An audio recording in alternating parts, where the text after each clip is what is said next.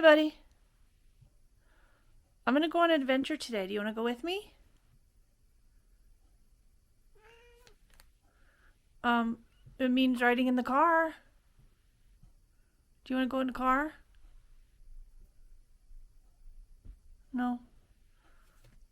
Do you want me to take other people on the adventure? Because it's also involving a train. Do you want to go on a train? Would you rather stay here and just make sure everything's okay? And I'll tell you about it when I get home. Yeah. Okay, I'll do that. I'll take other people. But it's going to be fun.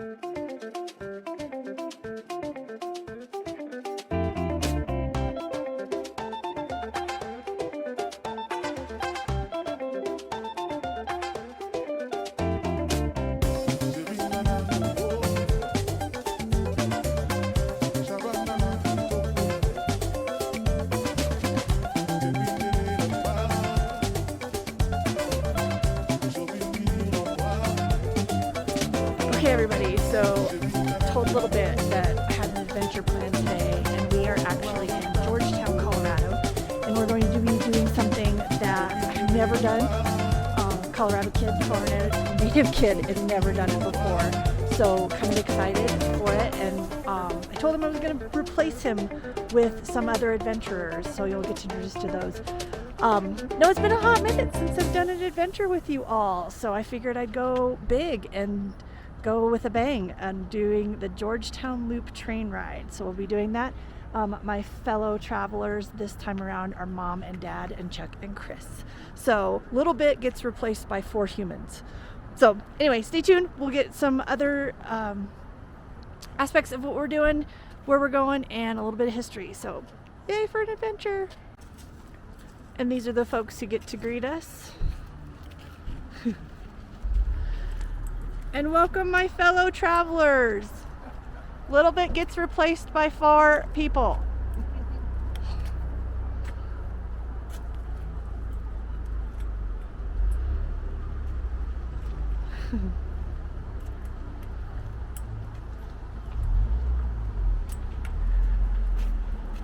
Little nod to Georgetown's history. It was a mining town for silver. So,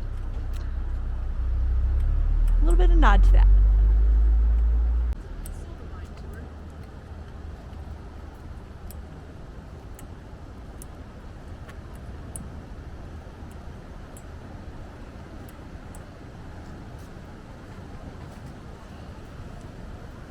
Oh, see, it's not just us that tells you to drink the water.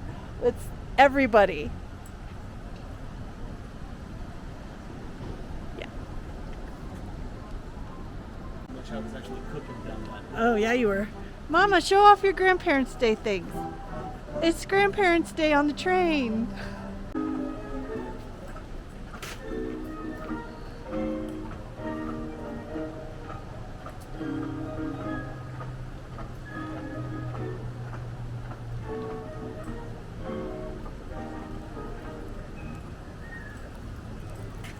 Hi.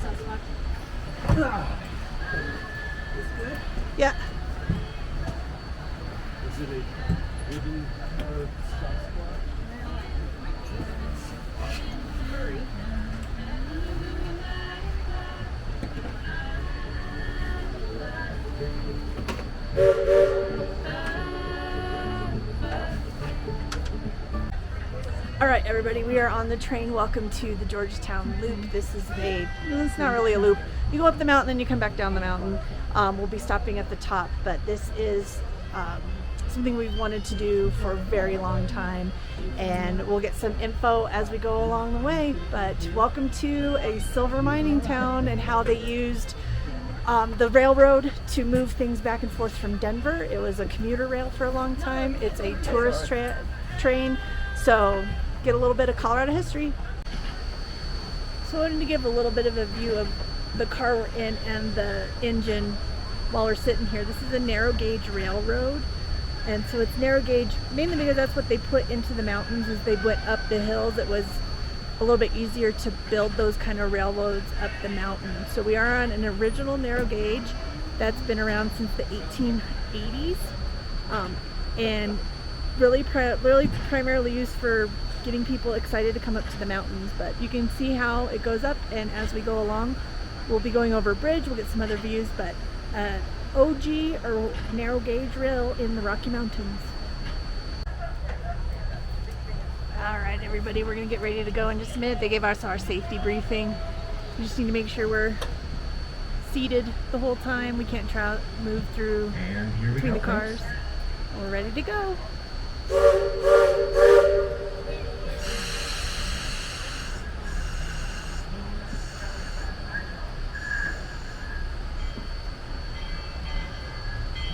Now some of you might be wondering, are we going backwards? Well, in fact we are. And don't worry, we did this on purpose. We're back down here for several reasons before starting our uphill journey. And to be honest, I forgot my lunch down at my place in Georgetown. So head on down, stop by my place, then come back out for your train ride. Nice. Unfortunately, our tracks only go a couple hundred feet past our bridge. Farther if we lose our rails, we'll be trespassing in private property. We'll be back down here though to give you guys a complete ride over the Georgetown Loop. Because you see, without backing down underneath the bridge where the tracks cross over or loop over each other, we never complete that full 360-degree turn or loop inside the valley. And thus you folks will just be riding on the Georgetown Loop line. We also come back down here to give you guys a great view of the road trip indeed. See, the bridge here today is a very near replica of the original. The first bridge was built in the winter of 1883 and 18. Now that bridge was scrapped in 1939, and this new bridge was built exactly 100 years after the original, in the summers of 1983 and 1984. It's made out of modern heavy-duty industrial strength steel, and it cost about $1 million to build. Now this bridge being made out of steel makes it at least 5 times as strong as the original. And that's a very good thing, because old-time railroaders used to say that the original bridge would sway side to side and sag in the middle as trains crossed over. No thanks. Now we guarantee this new bridge will not sway as much. Just kidding, folks. This bridge will not sway whatsoever. On the other side. Now we've come to a stop at the end of our tracks, and we're going to begin our westbound journey all the way up to Georgetown. We'll be stepping off the mic on the way up the hill to let you guys enjoy the sights and sounds of the valley. So sit back, relax, and enjoy the ride. That's for everyone though. Please have your tickets out and ready. The brakeman and I will be coming around to punch those tickets, so have them out. Feel free to leave them in a stack or hand them out to your party. Besides that, sit back, relax, and enjoy the ride.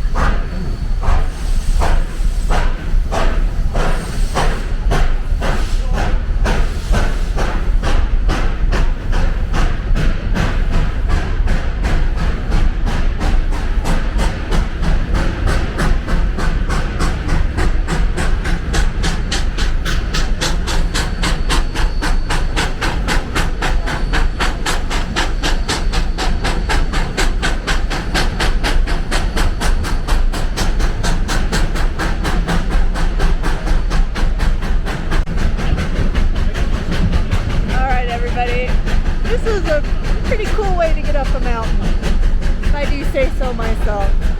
Oh, there's Beaver Dam over there. Sorry, you didn't see it. There's Beaver Dam over there.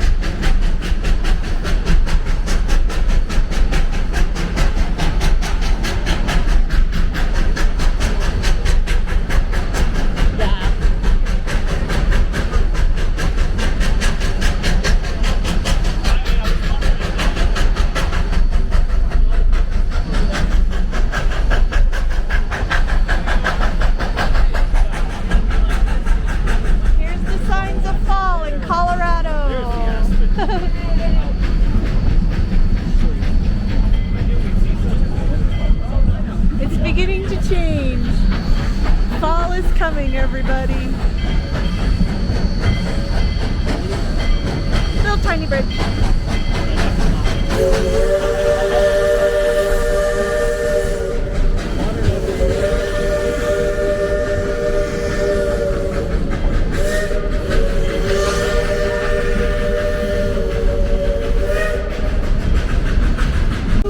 Mountains are dynamic. Yeah, the whole earth is. All right, everybody, here we go over the bridge.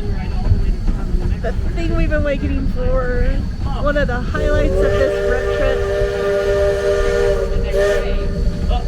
They were just telling us as we were going backwards that it has been rebuilt in 82, 83 with modern steel, so that way it makes it a lot more solid, so it does no longer sways and it no longer buckles and bends in the middle.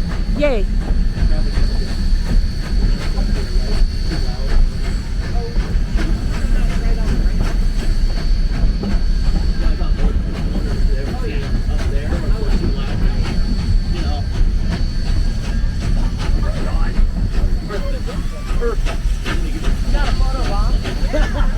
No, that was great. That was perfect.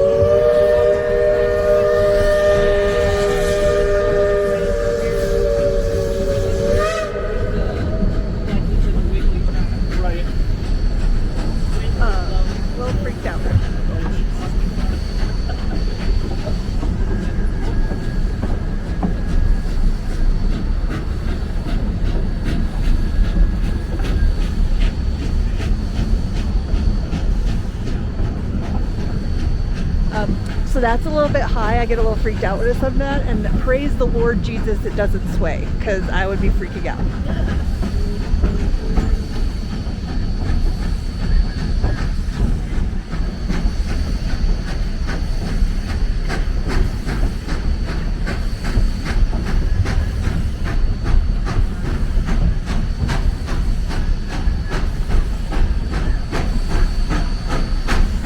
All right, y'all, we made it over the bridge.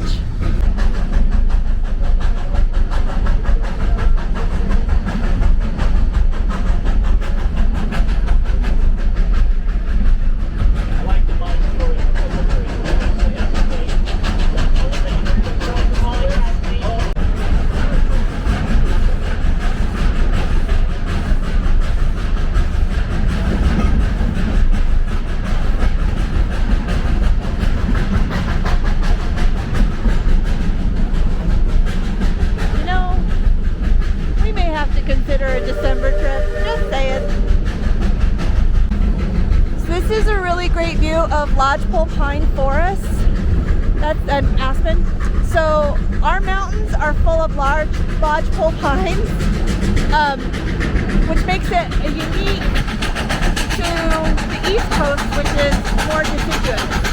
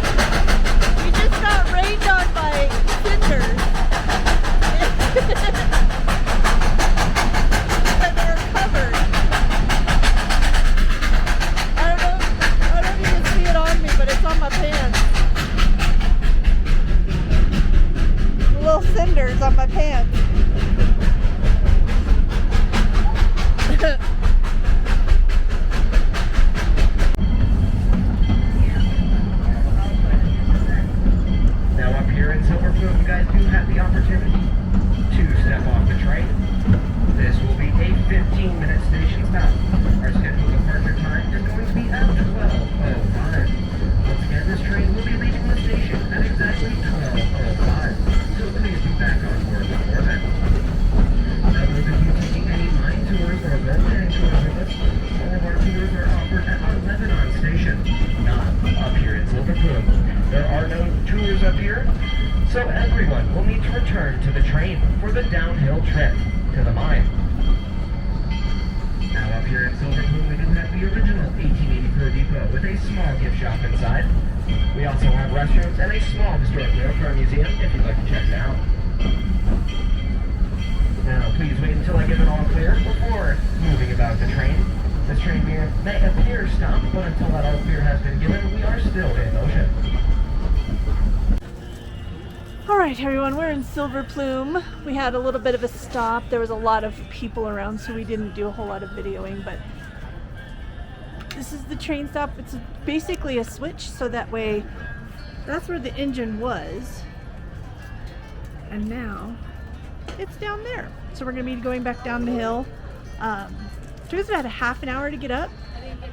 A little bit of gift shop action. There's a little museum in there as well. So if you spend a little more time up here, you could go in that. 15-minute stop, and then we turn it around. We've got some beautiful sunshine coming our way, but we've got the second half of the trip. Okay, so this is a neat little stop. It's really kind of quick, but it's good to get a bathroom break in. Highly recommend it. The option to do a mine tour is there, so that's where we're headed next. And we'll be doing a stop for the folks to get off onto the mine tour. We're not doing that, we're just going back down. And then we'll be doing a picnic lunch. The train is an area we call the ballpark, or the outfield. And that's because in the early days, there were no trees here in the valley. They had all been cut down for building cabins, mine structures, and for firewood. So the miners of the valley built themselves a baseball diamond here, and they often spent their one day a week off enjoying picnics and ball games up here. Now perhaps those miners were the original Colorado Rockies baseball team. But I'm not sure how they compare to today's Rockies, considering those miners were playing the minor. That was a pretty rocky joke, huh?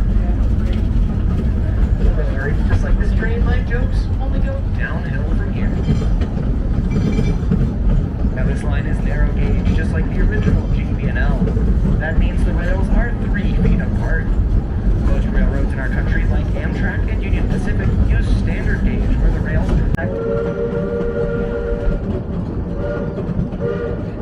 and they decided to pave their streets and sidewalks with argentiferous galena, also known as silver ore. Now all that silver production earned Georgetown its nickname too, as the Silver Queen of the Rockies.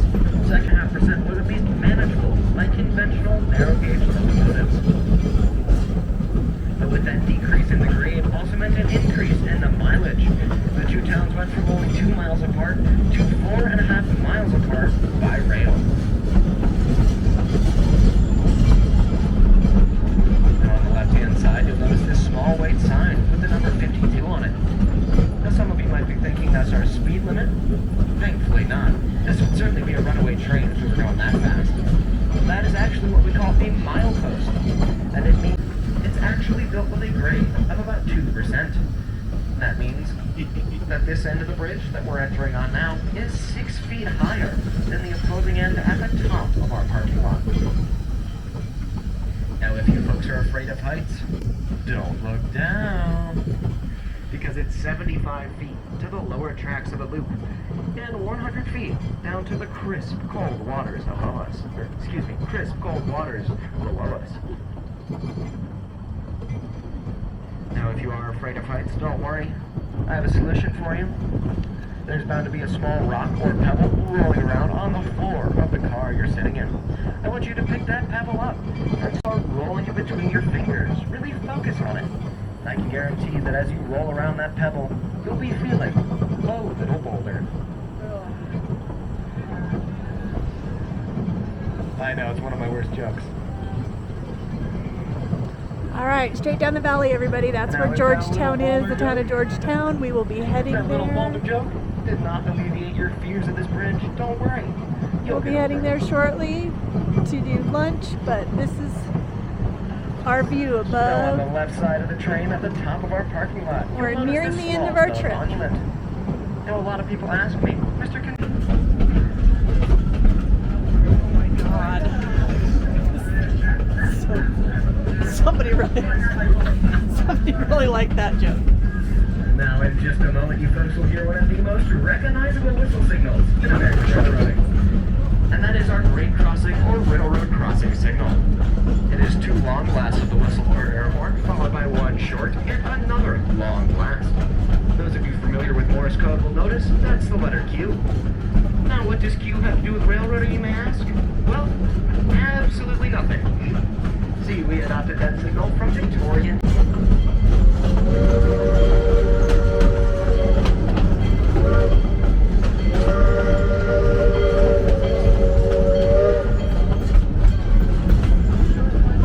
Enjoyable trip.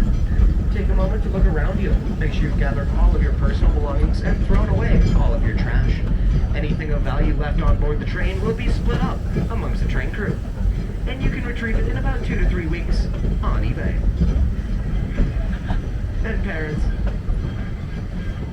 And parents, make sure to take home all of your favorite children. We'll gather up the rejects left on board and give them a great home working here at the railroad. Believe it or not, that's how I got my start here at the Loop. If you see my parents, tell them I miss them, I love them, I really need some new socks. Now, as we come to a stop to the station, please remain seated or hold on to someone or something. As you just felt, our starts and stops can be a bit bumpy.